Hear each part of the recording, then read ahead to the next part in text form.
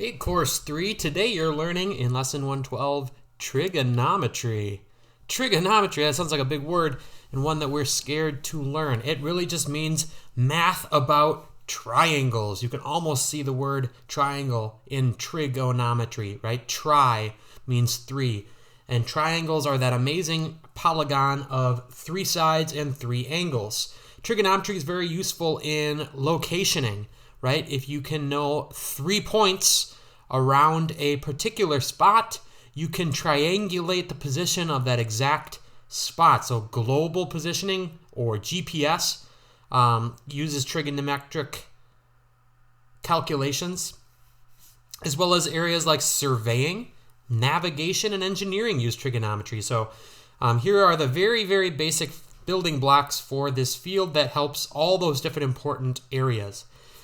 When we talk about a right triangle is not is not a scalene or an isosceles triangle. Well, it is an isosceles triangle, but it's not an equilateral, or a scalene triangle, because it does have two equal angles.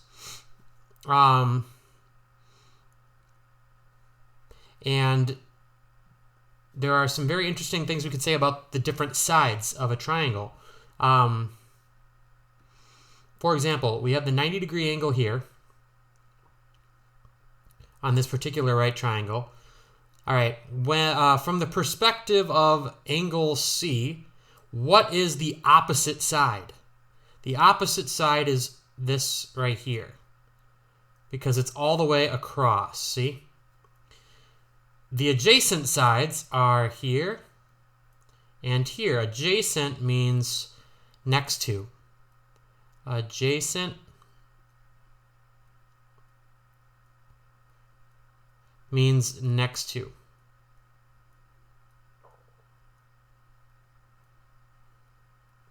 And opposite obviously means opposite. If we were looking from the perspective of angle B, so the angle that's in blue here, the adjacent angle line, the adjacent side is here, and the hypotenuse. Remember, the hypotenuse is the slanting side always opposite the 90-degree angle. This is one of the, we'd call it acute angles, right? And what's the other acute angle? It's the one we haven't talked about yet.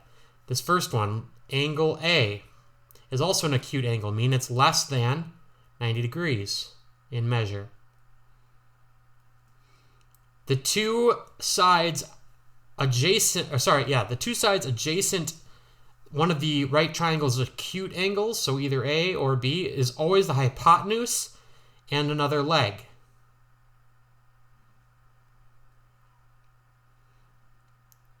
The opposite side is the one that is not touching the angle. It's all the way across. And that's really the nuts and bolts of today's lesson. If you can identify, based on, from the perspective of a particular angle, like angle A, which are the two adjacent and which is the opposite side, you just show it as a ratio and you have accomplished the trigonometry lesson for lesson 112. For example, find the ratio of the length of the side opposite angle A. So they've mentioned which angle we're looking from. Opposite means it's not touching angle A. See, this one never touches angle A. What's the measure?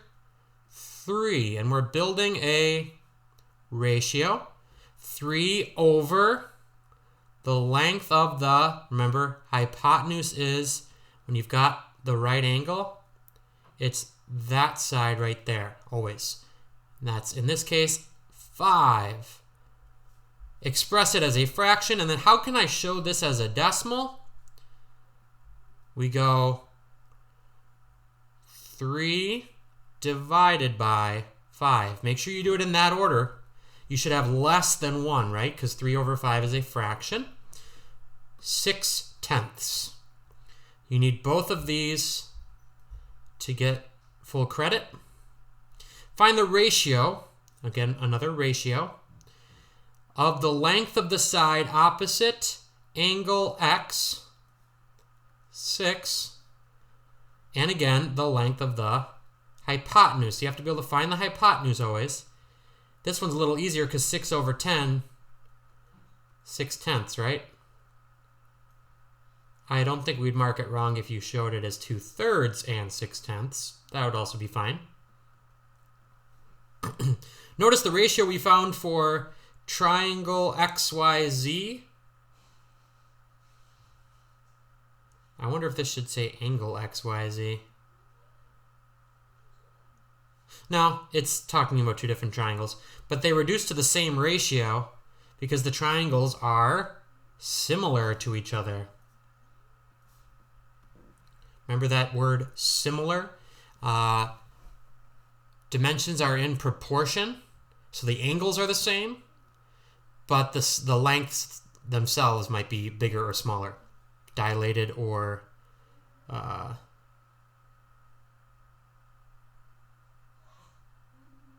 minimized, reduced. Find the ratio of the length of the side opposite angle R, so that's 1, to the length of the adjacent side. Then use a calculator to find the ratio rounded to 3 decimal places. Now, if they say the adjacent side, they're probably talking about this one. So we're looking for the bottom part of this ratio. We don't know it right now, but since it's a right triangle, we can use the Pythagorean theorem to say 1 squared plus b squared equals 2 squared. 1 plus b squared is 4. B squared is 3. How do I find if it's squared? How do I get to just b? I got a square root, right? Put it under a radical. So it doesn't come out very even, right? This is just a square root of 3 then. 1 over square root of 3.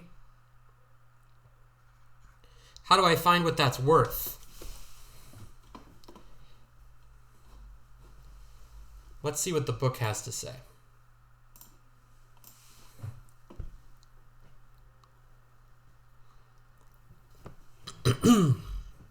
We use a calculator to find the ratio, typing it in this way. 3 square root. Oh, I see. They actually didn't ask for 1 over 3.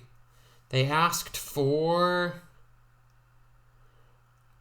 the length of the side opposite is 1. To the adjacent side is square root of 3. Let me just see why they have a square root of 3 over 3. Okay, I don't know if they explained this or if we've done this before, but as I look at this, and I know it was 1 over square root of 3, we did that right, and then they suddenly go to this, I think what they've done is they've multiplied top and bottom by the square root of 3 so that we remove the radical from the denominator. So if I have 1 over square root of 3, if you have a square root in the denominator, multiply top and bottom by that square root, like so. See? Because what does that do?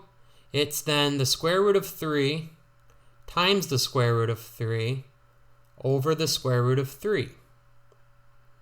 Square root of 3 times the square root of 3 is the square root of 9, or 3. Or you can think of it as pulling out this pair of 3's, and when you pull out a pair from a radical, you only take out 1. There's nothing left in the rest of the radical, so it's gone. We end up with this. So if you ever have a square root in the denominator, you can just multiply by that square root top and bottom. And that's why then we type in square root of 3 divided by 3.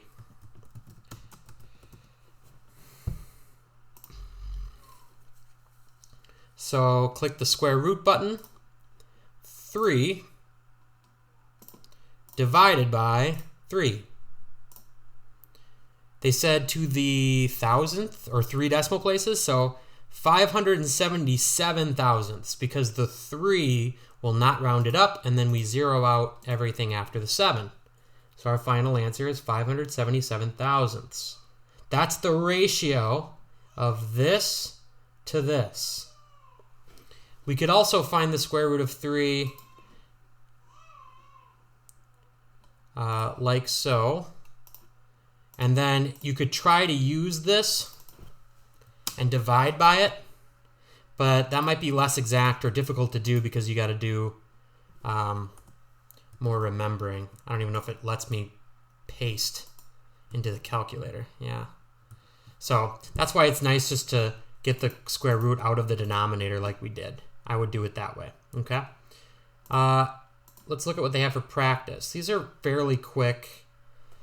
You're missing the hypotenuse, so you're going to need to find, this is the C, all right? So you could either say this is A or B, and this is A or B. You're going to need Pythagorean theorem first to find this. And then why don't you just do all 6 of these? Because once you've got this, that shouldn't take terribly long. All right, and then don't forget to do your written practice as well.